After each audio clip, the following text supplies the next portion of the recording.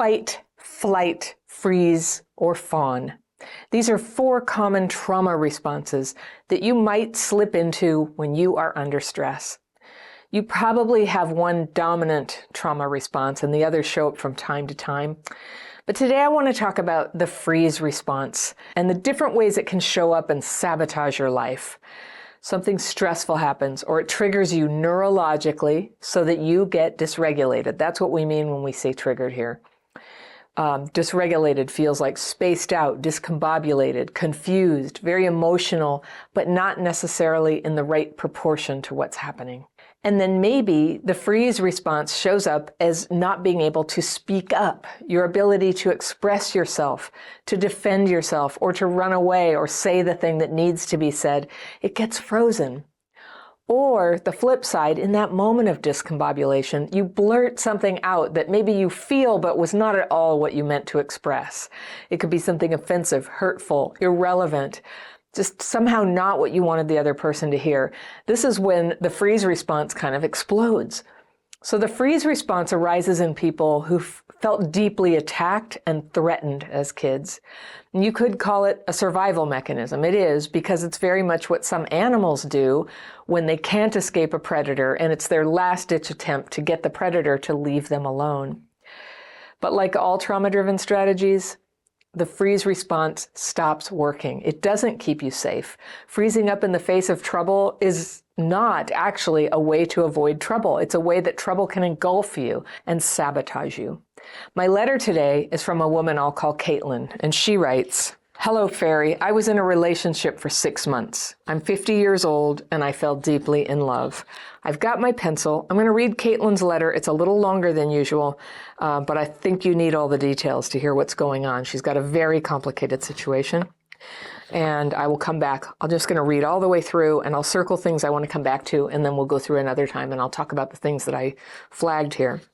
So 50 years old, fell deeply in love. The man was super aware and sensitive, and during our time together, it became apparent that I have CPTSD. I did and said numerous things that made him feel unimportant, and in his words, destabilized our relationship every month. Prior to meeting him, I was in a 23-year relationship," says Caitlyn, "with a man who cheated on me repeatedly. He left me for a much younger woman who was a friend. I fell into a deep depression and basically had a breakdown. After 1.5 years, I finally got to a place of being okay. I met this new man and he melted me, despite my uncertainty that I was ready for a new relationship. In retrospect, he wanted me to dive in so deeply and quickly that I was feeling in deep water. However, the connection between us was so beautiful and special.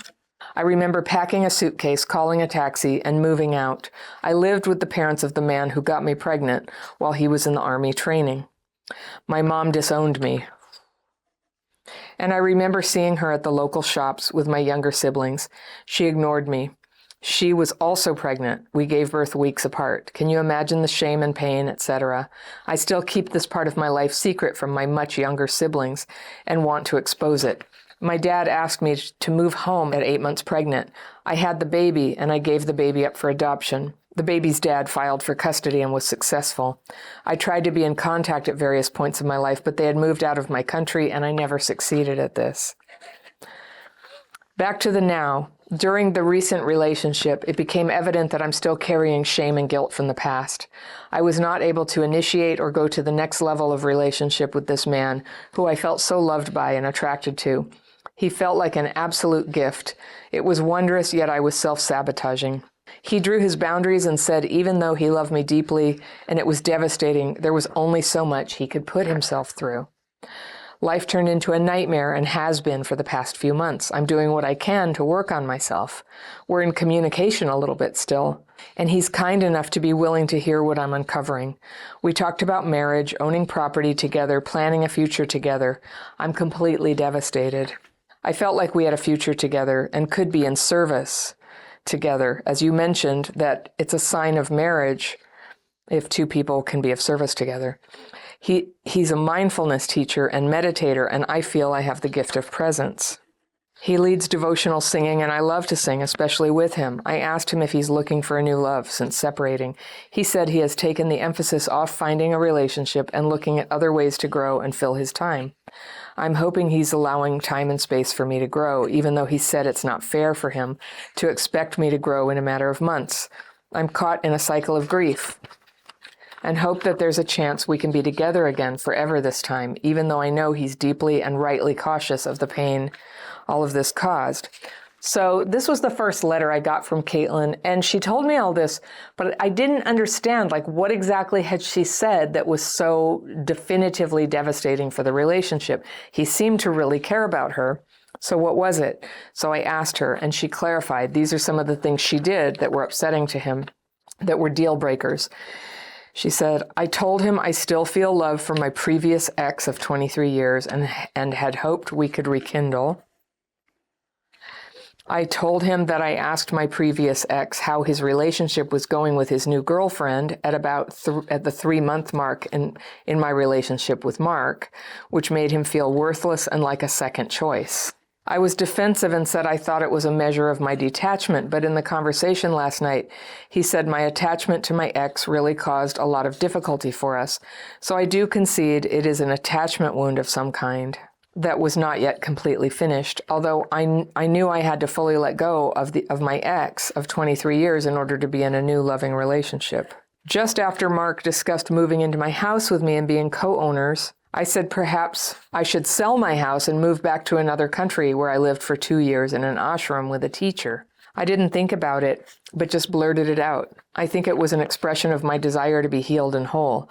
I didn't know if I could do while in a relationship and thought perhaps I had to choose the path of renunciation or of selling all and being with a guru. It might be some kind of inability to believe or accept in myself that I'm capable of being healthy and loving and whole in life. It might be the desire to run and hide from all the pain in my life. In another incident, I spoke to a friend who was also following this spiritual teacher, and she said that perhaps the life she has created for herself is a beautiful prison. And I went straight from that conversation to speaking to Mark on the phone and repeated it. He said I was implying our relationship was a prison, and I responded that I would have to make sure it wasn't. I think I was speaking from my past experience of relationship, but he could only understand it in relation to us. Okay. There are probably more examples that I'm not remembering right now, but what transpired after these conversations and words was that he would ask me for assurance, and I couldn't give it. I would go into shutdown. He works in mental health and told me I was having a freeze response. It got to the point where he became increasingly upset with me, which culminated in fiery outbursts. His anger, although somewhat mild to medium, also must have triggered me because my mother was angry and yelling at me into my 30s, exasperated at me for making such a mess of my life and not getting married or starting a family. It was the freeze response where it would take me days to be able to respond to his cries for reassurance. That hurt him so much and destabilized him also. He wasn't able to sleep next to me, suffered a lot of inner tension and pain, and felt completely unimportant to me. He hadn't cried for 17 years and said our love opened him to be able to cry again, yet he had to cry too often due to the pain he was also experiencing, wondering why he wasn't important to me. I also had lost my job during this time and was in survival mode, trying to make my house into an Airbnb and doing cash cleaning jobs to survive. So he always had to come to my house to see me, and I rarely visited him. I was so busy running around in circles, I couldn't stop or process or be still. I also have a cat I couldn't leave alone for long. I felt guilty about this, but was not able to change it. In our conversation last night, it became apparent again that the freeze response that was undermining my natural ability to be vulnerable and reliable. He said he loves me, there is no doubt, and he knows that I love him, but I have to accept that as we are now, it is done. For us to get back together, I have to grow past this freeze response and become trustable. He said the task of rebuilding trust between us would be an immense task. I told him there is nothing I want to do more, that I need to change for there to be any hope for us to get back together. The fear has become so overwhelming and the sense of loss so huge that it's become chronic anxiety. I recognize that I feel powerless and scared. My fear of telling my mother how wounding it was to be disowned is affecting my ability to be loving and vulnerable and reliable today. I spoke to her for the first time as an adult just a week ago about the teenage experiences and told her I'm still carrying guilt and shame around around it and that I can't keep it a secret from the rest of my family anymore. She responded lovingly and said I shouldn't feel shame or guilt and offered to speak to my siblings about it. However, I was not able to tell her directly of the effect her emotional responses and actions have had on me. When I was speaking to Mark last night, I told him of this conversation and I started not being able to remember how she responded. The fear freeze response became apparent, sure, and that it is intimately connected to her. Mark said that she would have interpreted that I was stating, Mark said that she would have interpreted that I was stating shame and guilt around being pregnant, but none of the emotional wounding with her. She still had no emotional response to offer me. She said that surely my siblings know, as they were there when it all happened, which is, of course, basically impossible due to their ages. She offered to tell them about it for me, and I said yes. Mark said how disempowering it would be for her to tell them, and yet still none of my experience with her is validated or acknowledged. It feels like a sickening task for me to speak to her about it. I've become an extreme people pleaser and cognitively understand that my mother is the one I'm people pleasing the most. I think the wounds are so deeply ingrained into my being, like a coat of armor where I pretend that I'm an island, that I'm okay on my own. I'm okay being isolated and not valued in this life. The pattern has become so loud. It is on repeat in me in so many levels and layers of living, including my employment and friendships, and obviously my ability to have a loving relationship. In hope that my insights are right, my understanding is right, and that I have the courage to speak to my mom and family and truly heal myself and possibly find love at the end of it. That's how she's signing off. Caitlyn. Okay. Oh, Caitlyn, what a lot. All right. I think I can help. I have some very strong impressions about this. All right. So first of all, a 23-year marriage with somebody who cheated on you the whole time is so much, and especially given the way your parents just totally abandoned you, disowned you, shamed you, told people you were dead. That is terrible what happened to you. And at age 15, what could you have possibly done to manage it differently? What could you have possibly done better? I just totally feel for you. This dilemma, it's happened to so many people in their lives, and the way your parents handled it, I'm so sorry. It's the worst possible way. You met this guy, Mark, and you were together for 6 months. So first of all, when I read all of this, I had to go back and go, wait, how long have you been together? 6 months. And I just want to say that a lot of the demands that were placed on you, I feel, are excessive for a relationship of 6 months. Now, everybody gets to decide whether they want to be in a relationship or not, and Mark does too. So you had this terrible relationship. You had a breakdown afterwards. You were just feeling better. You meet this new guy. You knew you weren't quite ready. But love came to town. Here we are. So you were in the relationship. Then you tell me about what came up for you was about being 15. Yeah. And disowned. And this whole thing where your mom was putting on a show by wearing black and going to church every day.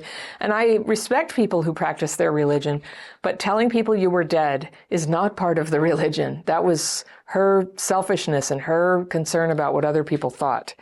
And I think that's horrible. She doesn't sound like a very loving person. And I hear that she was a little loving, but she still doesn't even understand. She has really let you down, and it's gone on for years. And I just want to validate that. And I imagine that in this marriage with the cheater, like you were so conditioned to think that you didn't deserve better. I don't know, that you were on in a ship that was foundering in a storm and just trying to hold on. You've been doing it all your life. So I'm not surprised when you meet this nice man and he's into you, that of course you really wanted it to work. And I'm also not surprised that it was all going too fast for you. You weren't ready for it. He was putting a lot of pressure on you to be serious, to talk about marriage and living together and all this stuff at 6 months. Honestly, that's extremely fast. And especially for somebody who's recently divorced. And as we know, for somebody who's, got a lot of unprocessed trauma. When you mentioned the thing about, I say a sign of marriage is that you could be of service together. And he has this thing, he leads devotional singing or something. And he's a mindfulness teacher and meditator. You say you have the gift of presence. I don't know if that's a sign. I think one thing that's the biggest sign that something is a marriage is that somebody can be with you and they will be with you. And so that's the kind of thing that sort of disqualifies the other things, but you know that, but I'm just saying that for the record, when somebody won't be with you, you have your answer. So he said he can't put up with all of this. And you hadn't told me what it was yet. So I asked you and you told me about this. So this is very interesting. So you told Mark that you still felt love for your previous ex and had hoped you could rekindle. So I don't know if you told him that at one point you had hoped for that or you hoped for that in the moment, but that would certainly be lobbing a bomb in a relationship to say, well, I'm actually hoping to get back together with my ex. Anybody healthy would have to say, okay, then I'm not going to be here. But I'm not really sure what you meant there. And what's interesting is that you didn't describe it clearly enough that I know, and you're a good writer and you're pretty clear about a lot of things. And so I was just wondering, are you disowning that part of yourself that was wanting that or trying to minimize it? Or if all you said was, for a while after he left, you were still hoping it would work out. And the reason I think that could be it is because some other stuff seems pretty normal to me. You told him that you asked your previous ex about how his relationship was going with his new girlfriend, and this was when you were 3 months into your relationship with Mark. And he says it made him feel worthless and like a second choice. If that's what you say, that's a very strange and insecure and controlling reaction to you just asking your ex how it's going. Now, to me, that's a very ordinary, I know he was a jerk, I know he cheated on you, but you were together for 23 years. So there is some kind of friendship there to ask, well, how's it going with her? So maybe there's more to his side of the story where you were, in light of the fact that you had said you wanted to rekindle, maybe that's what was making him react.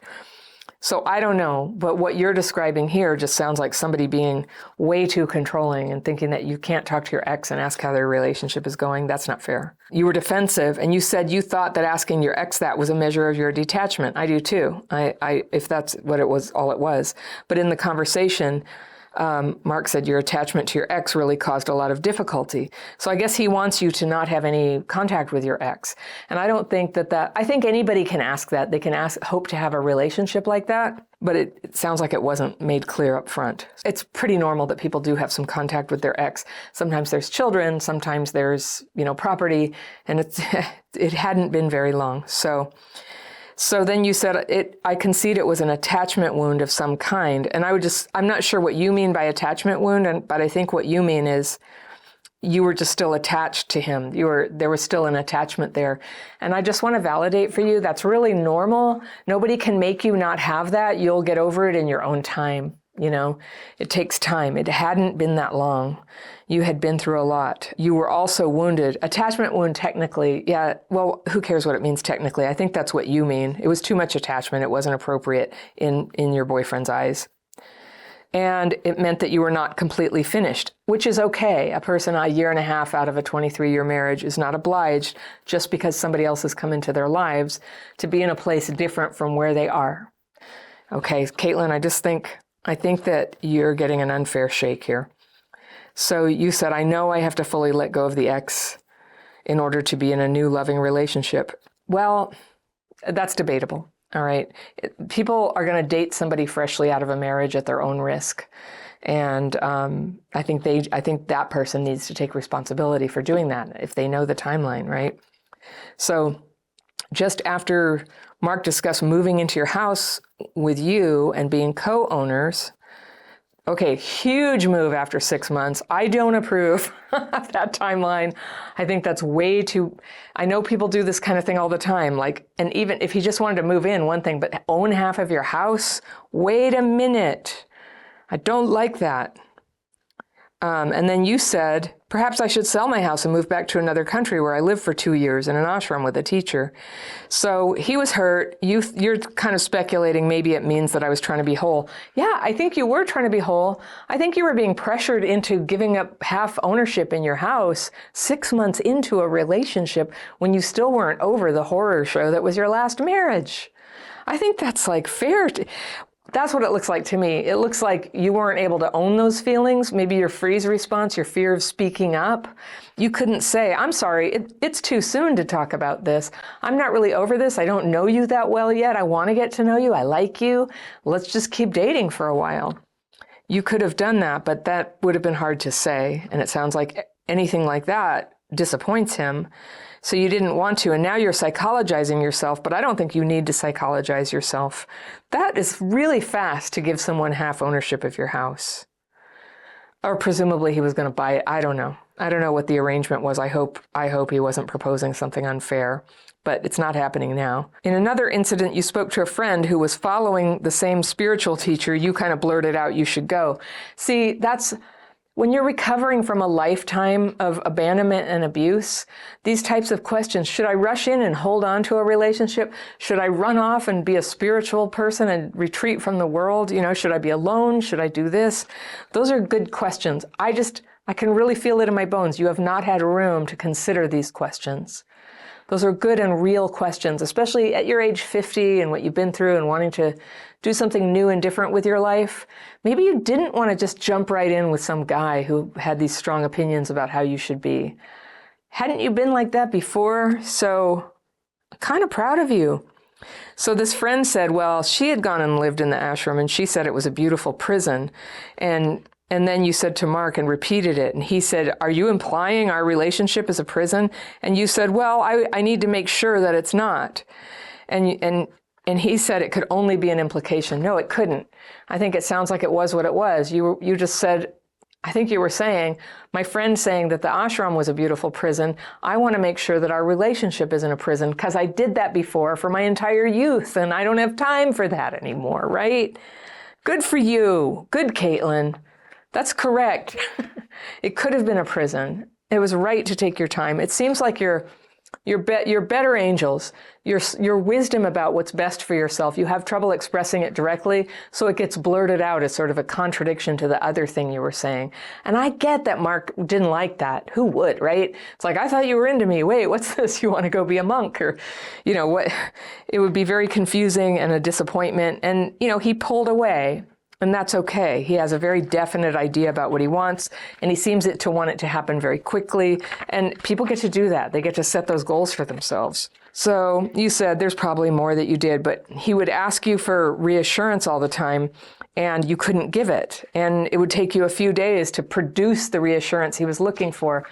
But he correctly notes that it doesn't really count if it was that hard to come up with. It's just not the nature of the relationship. It's not a secure little nest that he can hop into right now, which is what he's hoping for. So it's not that, but that doesn't mean you did anything wrong. It's possible, Caitlyn, that you're doing everything right. You're trying to have a relationship, but really what's coming through in your healing is that still small voice that goes, I need more time. I don't feel total trust in this situation. I'm not sure what I can give. I do not want to end up in a beautiful prison. That's a coherent statement and appropriate for where you are. Okay. So you say you couldn't respond to his cries for reassurance and it destabilized him also. So I relate to that. I have been that person, but from where I sit now, somebody who gets all destabilized from an early relationship with a recent divorcee because they can't give reassurance right now, I could see somebody saying, I don't like that. That's not what I want. Okay, fair enough. But it destabilizes him. That sounds very unstable to me. So I just say, don't fault yourself here. He said he wondered why he wasn't important to you. He sounds like he has some issues there. And I'm not criticizing, like that's what we have here. We have these trauma issues. But that's like, I'm not important to you. I'm not this. And well, why would he be? It's only been 6 months. And I hear, I don't know. Yes, you were inconsistent. So let's focus on you. You were inconsistent because you weren't ready to give that level of commitment. You did nothing wrong by trying out a relationship. I'm so glad you had that experience. The only art of it that's needed now is to be able to get through the end of it and carry on with your healing so that one day you will be more healed and you will be more ready for a proper loving relationship. And you just weren't. Nobody can be ready until they're ready. So you're good. You're in a good place. Then you went on and you psychologized yourself. And it sounds to me like he was putting pressure on you to talk to your mom with some sort of idea that you need to confront your mom about how she made you feel with that. All right, I'm going to give you a contrary opinion. Your mother sounds very self-centered and lacking in empathy towards you in fundamental ways, and that it hasn't changed. And I suspect, based on my little window of your world here, but based on what you're telling me, I think it's very unlikely that confronting her about that would go well. I think it's really unlikely it would turn into her going, really? Did that make you feel that way? oh, now I see it. I'm so sorry. I'm so sorry. What a terrible thing for a mother to do to a 15-year-old girl. You must have been terrified. We left you no choice. You know, we hijacked your life. We treated you like you were a shameful object. I don't think that's what she would do. She does not strike me as somebody capable of that. When it's about telling your siblings about how ashamed you are, she's eager to help you with that. And that really bothered me, Caitlyn. You have nothing to be ashamed of. You have nothing to be ashamed of, you know? Oh, did you have sex at 15? Well, welcome to the world. Welcome to this generation. You know, it's not ideal to get pregnant, but it happens all the time. And your parents made a decision for you to go ahead and have the baby and then shame the crap out of you for having this normal function of sexuality, a boy in your life, fertility, you know. It's not ideal. If we never had trauma, we could probably figure out a clever way to do everything in the right order, right? But we didn't. We can't. And there's a reason for that. And even people who aren't traumatized have accidental pregnancies. And I just am so, so sorry that you got this message that you were a terrible, shameful person, that you were dead to them. That's so much about them and not you. And no wonder you had to stuff down this experience, and no wonder grief is coming back now. And I celebrate you having all the time you need to kind of deal with what happened. And I don't know, maybe one time you'll make contact, but that's the thing about adopted kids or kids that were adopted or parents who were the birth mother. It doesn't always go the way everybody hoped. These are tricky relationships. So no pressure. The beautiful thing about healing your trauma, and I happen to know that you use the techniques, you use the daily practice, you get support in our community, and I'm so proud of you and happy about that. And I'm confident, and I know that you are experiencing some relief and some clarity coming into your mind about what does it all mean, how do you really feel about stuff. And so all of these traumas and the losses, and including this guy who had this idea of what he wanted, and you're not like that, not yet, and maybe not ever, but you're beautiful and good. You're beautiful and good and blameless. And I don't believe that you need to confront your mom. If you want to, you can. But the thing is, if she's going to just use it as an opportunity to lay into you about stuff or shame you again, I'm just not sure that's helpful or productive. I'm not somebody who was I had abuse and neglect as a kid, and I did try confronting my mother and others who were responsible for what happened, and it went terribly. I was kicked out of the house, and that's why I have a pretty strong opinion that it doesn't always work, and that people who haven't been through that kind of trauma, they don't get it. Like, if they would do that in their family with their parents and go, hey, you really hurt me, it would be different, right? But that's not how it is. Like, we know that. We know that about these parents. And that doesn't mean you can't heal. That's some sort of weird equation. Throw all those old equations out of like, in order to heal, you must confront. Not true. In order to heal, you must become fully yourself and learn to process your emotions, your stress, and your dysregulation in a constructive way, and learn to find comfort and ease within yourself no matter what's going on. That's how you're going to recover. And to have friends who support you along the way. Isn't it beautiful that you're already doing what works? Talking to your mother is an option. It sounds from what you're saying, and again, I don't hear his side of the story, and I don't need to because he's gone. But you say it sounds like a sickening task to speak to her about it. Listen to yourself. Your voice counts. Your voice is the only voice that counts in your decision to do this.